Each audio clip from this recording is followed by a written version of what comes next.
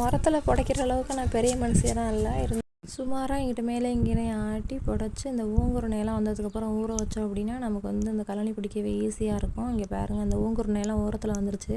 இதெல்லாம் என் வாழ்நாளில் யூஸ் பண்ணதே இல்லை அப்படிங்கிறவங்க ஒரு கமெண்ட் பண்ணுங்கள். ஓரளவுக்கு நான் வந்து புடச்சிட்டேன். நீங்கள் மரமாக ஜல்லடையா அப்படின்னு சொல்லுங்கள். முடிஞ்ச அளவுக்கு மரமாக இருக்க பாருங்கள். நல்லதை மட்டும் வச்சுட்டு கெட்டதெல்லாம் வெளியே விட்டுருங்க. இதுக்கான விளக்கம் வந்து நான் முழுமையான விளக்கம் வந்து ஷார்ட்ஸில் கொடுத்துருக்கேன், போய் பாருங்கள்.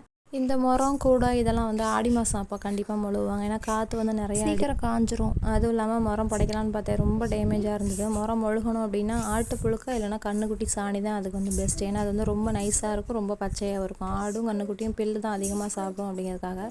இது நான் காலையில் எடுத்து வச்சனால கொஞ்சம் காஞ்சிருச்சு. ஃப்ரெஷ்ஷாக போட்ட சாணி அப்படின்னா ரொம்பவே சூப்பராக இருக்கும். ஃப்ரெஷ்ஷான சாணியை எடுத்து மரத்தில் போட்டுக்கிட்டு கூட மொழுவுறதுனால வந்து காமிக்க முடியல.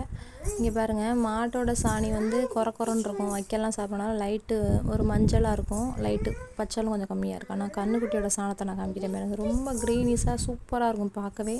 முழுவதுக்கப்புறம் அப்படியே பழன்னு பச்சையாக ரொம்பவே அழகாக இருக்கணும். முழுகிறப்ப அந்த வந்து சாணி பத்தெல்லாம் தெரியவே தெரியாது.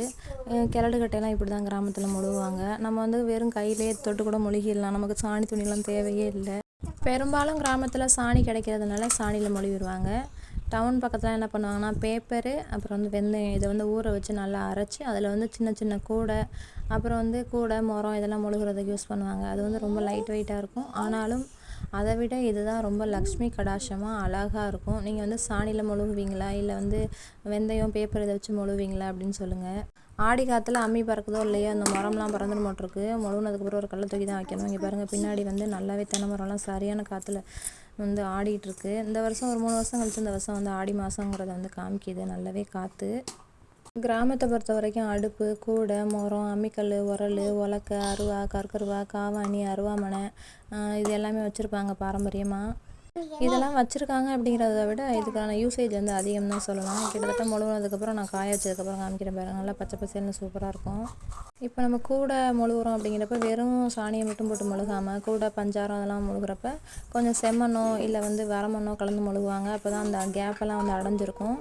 அதுக்கப்புறம் வந்து கொஞ்சம் வெயிட் இருக்கனால கோழிகளுக்கும் மூடுறதுக்கு ஈஸியாக இருக்கும், பெருச்சாளிலாம் தூக்கி பிடிக்காத அளவுக்கு. வெள்ளிக்கிழமை அப்படின்னாலே எப்போதும் சாணி போட்டு தான் அடுப்பு மொழுகணும் கண்டிப்பாக. இதுவும் கண்ணுக்குட்டி சாணி தான். இங்கே வந்து நல்லா சாஃப்டாக நைஸாக இருக்கும், மொழுகுறதுக்கு ஈஸியாக இருக்கும். அப்புறம் அடுப்பு வந்து மொழுகுனதுக்கப்புறம் பச்சை பசேல்னு சூப்பராக இருக்கும். எங்கள் ஊர்லலாம் அடுப்பு மொழுகுறோம் அப்படின்னு தான் சொல்லுவாங்க. உங்கள் ஊரில் வந்து அடுப்பு தொடச்சிங்க வலிச்சு விட்றேன் அப்படின்னு ஒரு ஊர்லேயும் ஒன்று சொல்லுவாங்க. நீங்கள் வந்து சாணி போட்டு மொழுவீங்களா இல்லை சாணி பவுடர் யூஸ் பண்ணுவீங்களா அப்படிங்கிறத கமெண்ட் பண்ணுங்கள். சாணி போட்டு மொழுகணும் அப்படின்னா சாணி துணி வேணும். அப்போ தான் வந்து நமக்கு ஒரு நல்ல ஷேப்புக்கு வந்து பண்ண முடியும். வெறும் கையிலலாம் மொழுக முடியாது. இது மாதிரி மொழுகினதுக்கப்புறம் அந்த சாணி துணியை எங்கனையாவது ஒரு இடத்துல சொறி வச்சுப்பாங்க. எப்பப்போ நம்ம சாணி மொழுகுறோமோ அப்போதைக்கு இந்த துணியை வந்து எடுத்து நனைச்சி யூஸ் பண்ணிக்கலாம். அடுப்பு மொழுகிறதுக்கு முன்னாடி சாம்பல் அள்ளிட்டு அதுக்கப்புறம் தான் மொழுகணும். இது மாதிரி நம்ம எப்படி மேலே கீழே இல்லை வந்து அடுப்பு எப்படி எந்த ஷேப்பில் இருக்கோ அதுக்கேற்ற மாதிரி மொழுவி இருக்கணும். ஒரு டைம் மொழுவிட்டோம்னா ஈஸி. இது வந்து ஒரு நல்ல எக்ஸசைஸு. இப்படி குக்கிக்கிட்டு உட்காந்து மொழுகுவாங்க. அதனால தான் பழைய காலத்துலலாம் தொப்பை போடலையே என்னமோ. என்ன தான் அடுப்பு மொழுகினாலும் அதுக்கு வந்து கோலம் போட்டு பொட்டு வச்சா தான் அழகு அப்படிங்கிற மாதிரி கோலமும் போட்டு பொட்டு வச்சாச்சு. இதை வந்து காஞ்சதுக்கப்புறம் காமிக்கிறேன் பாருங்கள், சூப்பராக இருக்கும் பார்க்கவே ஆசையாக.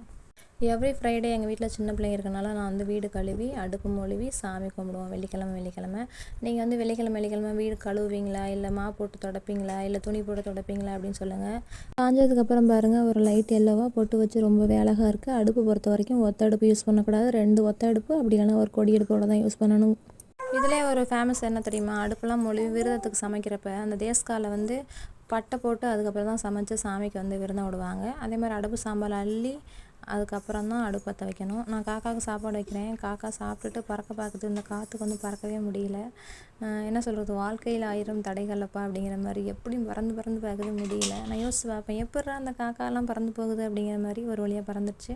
அதுக்கப்புறம் டெய்லி அடுப்பில் சாம்பல் அள்ளிட்டு தான் நம்ம வேலையை செய்வோம். அந்த சாம்பல் என்னத்தை யூஸ் பண்ணுவோம் அப்படின்னா அடுப்பு வந்து ஜாமான் விளக்குறதுக்கு, அப்புறம் வந்து நம்ம விதையெல்லாம் இருக்குல்ல அதுக்கெல்லாம் வந்து கிருமி நாசினியாக, பல் விளக்குறதுக்கு. இது 3மே கிராமத்தில் பண்ணுவாங்க. நம்ம என்ன தான் பாரோ லிக்யூடாக வந்தாலும் சாம்பலில் பாத்திரம் விளக்கி பாருங்கள், ரொம்பவே சூப்பராக இருக்கும், பளபளன்னு இருக்கும். அதுவும் கறி பாத்திரத்துக்கெலாம் சாம்பல்னா பாத்திரமே விளக்க முடியாது. அதே மாதிரி பல் விளக்குனா நல்லாயிருக்கும். அது மாதிரி சாம்பலில் பல் விளக்குனால தான் என்னமோ தாத்தா பாட்டி பல்லெல்லாம் நான் கொட்டாமல் இருக்கணும், பேஸ்ட்டு போட்டு விளக்குனால தான் சொத்த பல் அது இதுன்னு வருது.